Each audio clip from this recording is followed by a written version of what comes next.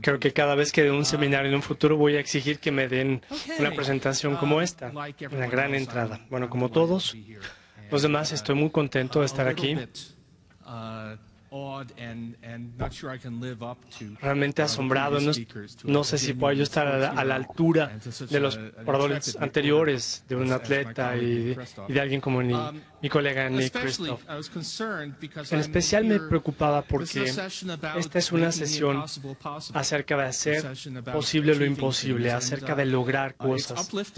Y es realmente muy motivador. Yo soy economista, no soy motivador, se supone que soy, al contrario, deprimente.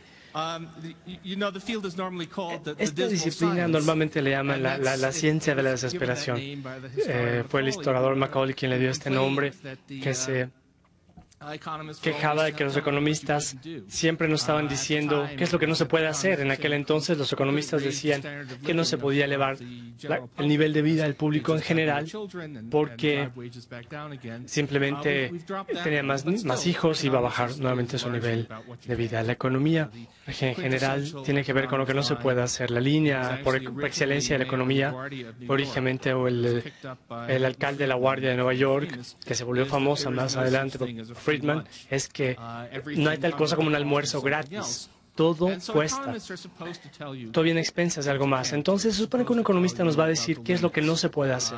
Se supone que un economista nos va a hablar de los límites, nos va a decir que es difícil resolver los problemas, pero eso no siempre es verdad.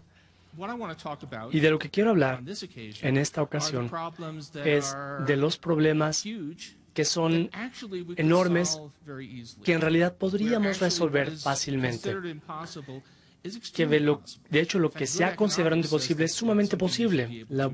Que de acuerdo con las normas de la buena economía, es algo que se podría resolver rápidamente sin problema. La imposibilidad, entonces, radica en la mente de los hombres. Hablamos entonces de una jaula de la mente, una jaula de ideas incorrectas que nos tienen atrapados en una situación terrible. Obviamente estoy hablando de la crisis económica mundial.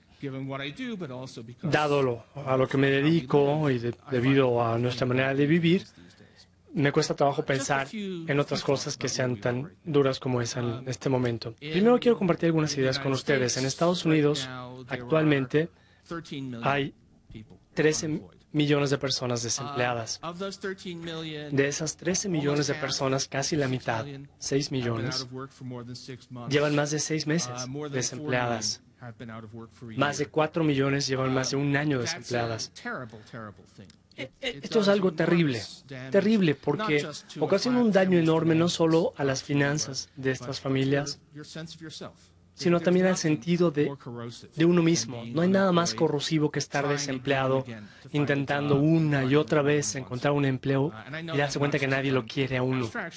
No estoy hablando a partir de abstracciones, sino porque tengo amigos, tengo parientes que están en esa posición, a menos que uno sea una persona muy solitaria. Todos conocemos a gente así. En la Unión Europea, en el Atlántico, hay muchos millones de personas desempleadas.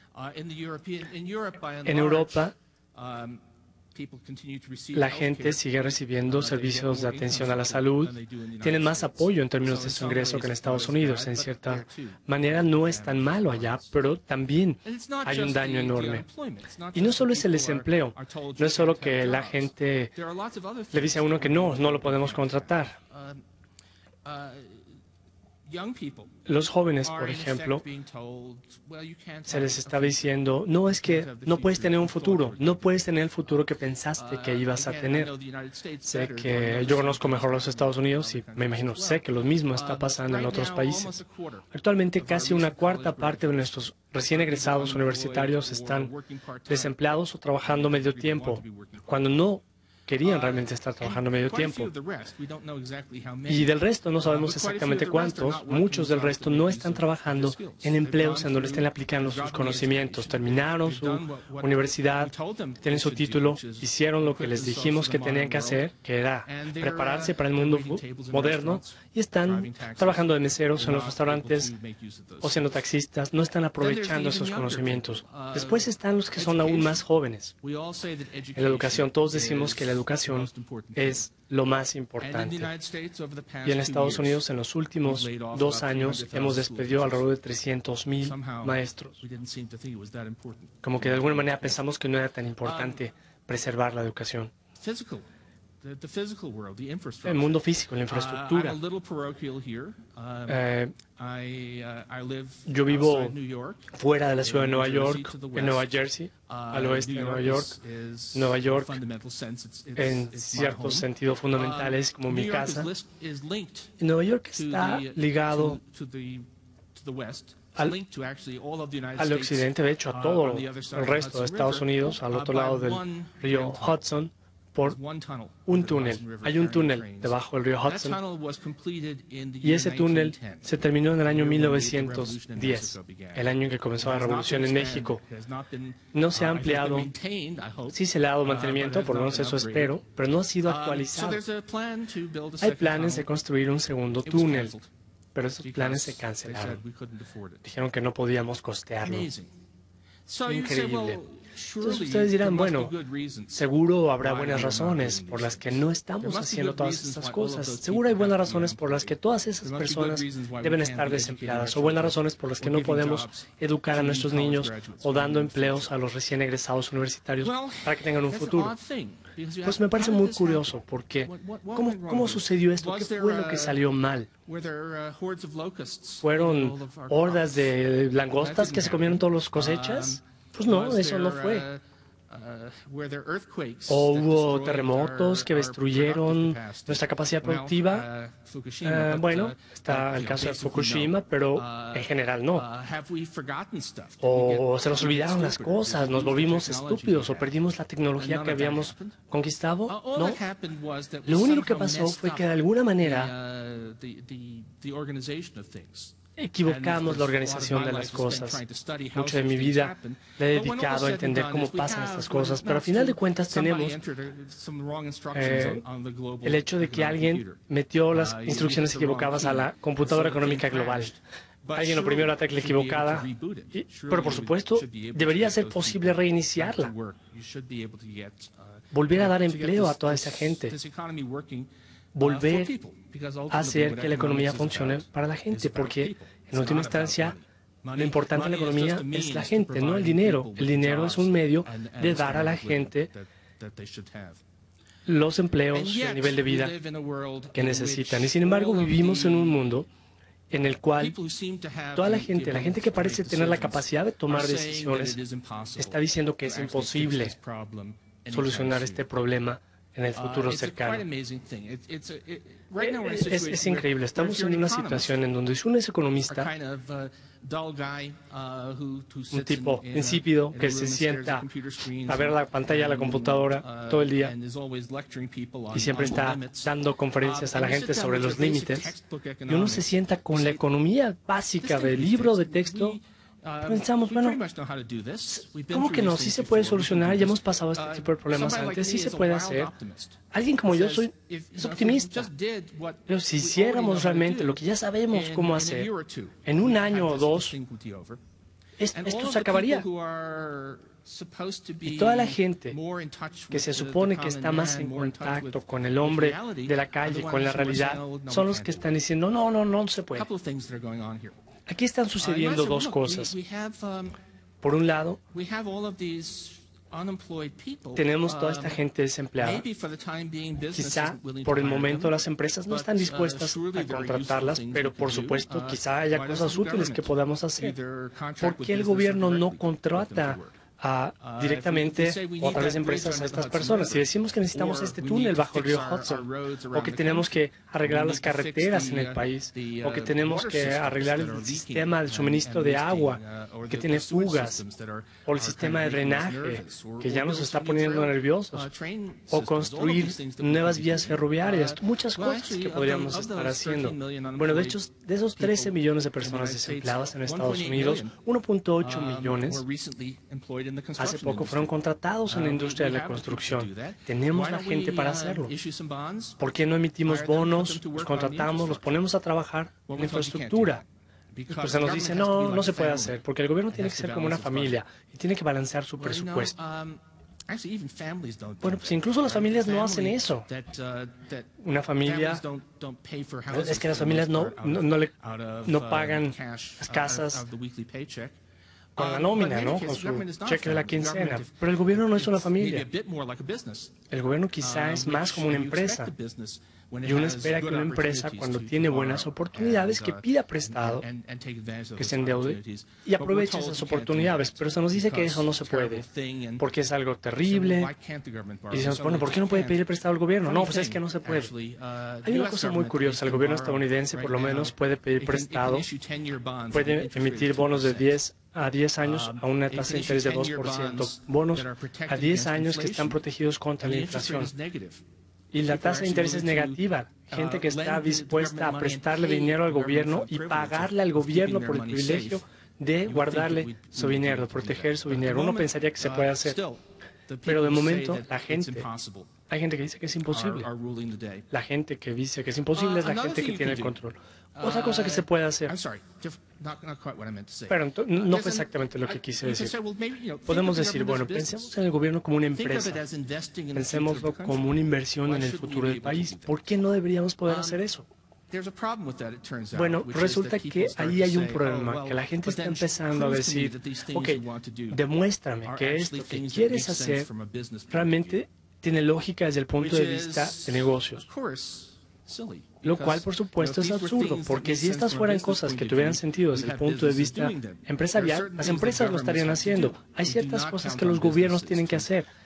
No podemos depender de las empresas para que eduquen a nuestros hijos. No dependemos de las empresas para que construyan infraestructura básica. Esta es una falacia bien conocida, a tal punto que el gran economista John Milton Keynes, quien en los años 30, durante la Gran Depresión, fue cuando escribió, pero lo podemos leer como si lo hubiera escrito ayer, ¿no? Lo que él enfrentó es lo que enfrentamos nosotros. Él estaba tan frustrado. Escribió que el momento en que uno propone gastar en algo útil, la gente empieza a exigir que tenga sentido desde el punto de vista de negocios y trata de echarlo abajo. Él dijo, a lo mejor deberíamos gastar en cosas que son totalmente inútiles. De esa manera nadie lo objetaría, nadie se opondría. Entonces, por ejemplo, enterrar botellas llenas de dinero en minas de carbón y dejar que el sector privado las desentierre, ¿no? Con eso vamos a generar empleos.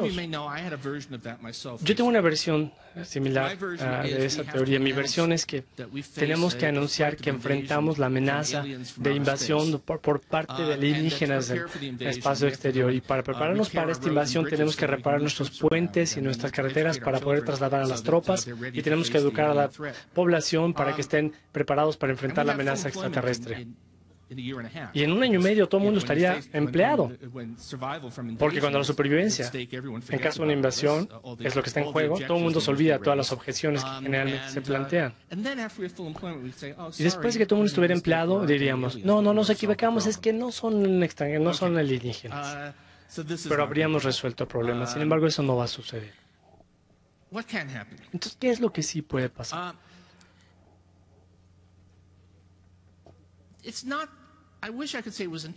Me gustaría poder decir que se trata íntegramente de una jaula mental. Pero es cierto que también está la política, está el cinismo. Parte de la razón por la que es tan difícil cambiar esta situación